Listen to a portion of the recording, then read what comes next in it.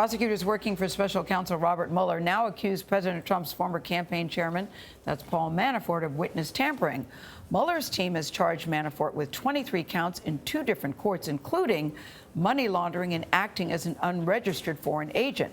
Now, he has pleaded not guilty. Manafort is one of 22 people or companies to be charged by the special counsel. Former Republican House Speaker Newt Gingrich is a frequent critic of Mueller's investigation. In his new book, Trump's America, The Truth About Our Nation's Great Comeback, he writes, quote, "This is rapidly becoming an open-ended hunt for guilt with no regards for the limits of the law." The former speaker joins us this morning, Newt Gingrich. Good morning. Let's talk first. We're going to get to the book in just a minute, but let's talk about some of the news we just outlined first. Paul Manafort, President Trump's former campaign manager, now being accused by the special counsel of witness tampering. Looks like he may be going to jail. Well, look, if it's true, it's a big deal. And I think it's an example of what happens in these kind of cases, where you start way over here with Russia, then you go to a 2005 tax problem, then you go to not, trying to be clever when you're dealing with the FBI, which is always a bad idea. Mm-hmm. And then what you get in trouble over here with no regard for how it started. I mean, people tend to forget this was originally about Russia. Mm-hmm. And we have zero evidence that Donald J. Trump in any way colluded with Russia, which is what this is all about. But we don't know because the investigation is still underway. This investigation may be underway for 20 years at the rate Mueller's going. But everything he's doing is about stuff other than Russia. Mm-hmm. I'm just suggesting. You are a history buff. Mm-hmm. You have written books about history. Let me ask you, the president yesterday broadly declared that he has the absolute right to pardon himself. He does, and then the Congress has the absolute right to impeach him. And that's what would happen. I mean, if a president was dumb enough to pardon themselves, mm-hmm. that would be such an act, this would be such an arrogant statement of power that the House would probably impeach him within a week and the Senate would convict him. But why do you think he throws that out there?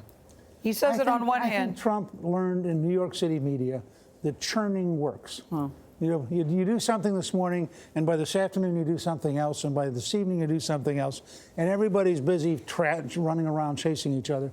And he's done it his whole career, since the 1980s. How about as a former member of the legislative branch, this idea that as the head of the executive branch, he has total control over any investigation going on. He doesn't have to show up for a subpoena, or he can just fire anybody doing it. Do you buy that idea? Look, I think even Rudy Giuliani has been very aggressive in defending him, has sort of walked that back a pretty big step.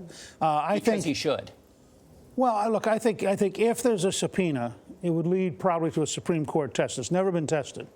And the question, which several people have said, who were pretty smart people about this, does Mueller really want to end up in a Supreme Court test that he could lose? Mueller or the president? No, Mueller. Does the president want to be in it? Well, look, what the president, I think, wants least, and I happen to strongly agree with him, is to end up in a room with Mueller where Mueller and his 15 lawyers, having spent months, remember, we would like Trump right now to be focusing on North Korea. He's got a summit next week.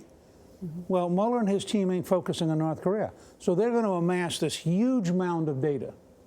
And they're going to walk in a room and say, now, on page 1306, do you remember doing this? And if he makes any mistake, that becomes grounds for either obstruction or perjury. Is it a problem for him to sit with Mueller when many believe that he has trouble with the truth, or that he has trouble remembering facts, or that he has trouble changing the truth? Look, isn't that a danger for him? Yes, and for this reason. Trump is a storyteller. He's an entertainer. He's a guy who, and that's who he really is as a person.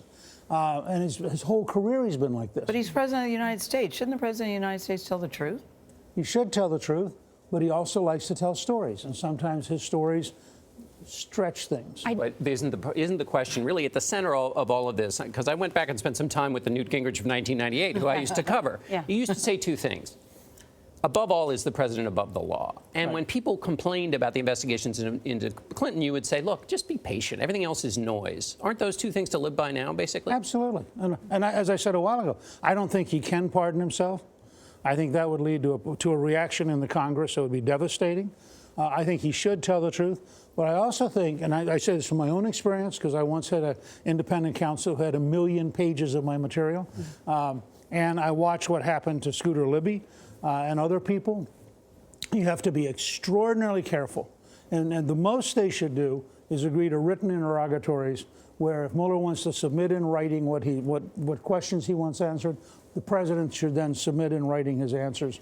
But to get into a room where you have this, again, just Trump's personality, I would counsel him, I'm not a lawyer, but I would counsel him to be extraordinarily cautious about ending up in a room where you have 15 hostile lawyers all trying to be able to play gotcha. Can I ask this question? You talk about he's a storyteller.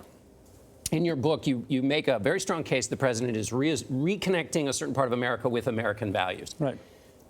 Again, I've covered you. I read, and then saw Rendezvous with Destiny, which is about Ronald Reagan. You use two words to describe Reagan: character and integrity.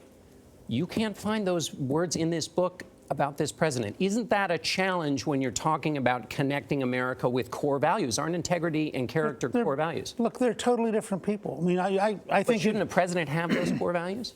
I think this president has enormous focus on big things and has been very consistent, whether it's Iran or it's North Korea, or we now have the lowest black unemployment rate in history.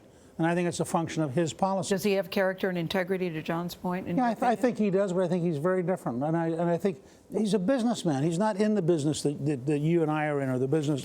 He's not a politician in a traditional sense. But as a person who's planting a flag for American values, and that we all salute, as you've described so well about Ronald Reagan, isn't that part of the job? It is part of the job, and I would suggest to you that he has done a great deal to rebuild a belief that America matters. And that he actually pretty aggressively fights for what he thinks is America, and that his voters, maybe not the news media, but his voters resonate to what they see as his passion for their future. All right. Okay. Mr. Speaker Gingrich, thanks so much for being with us. Thank you.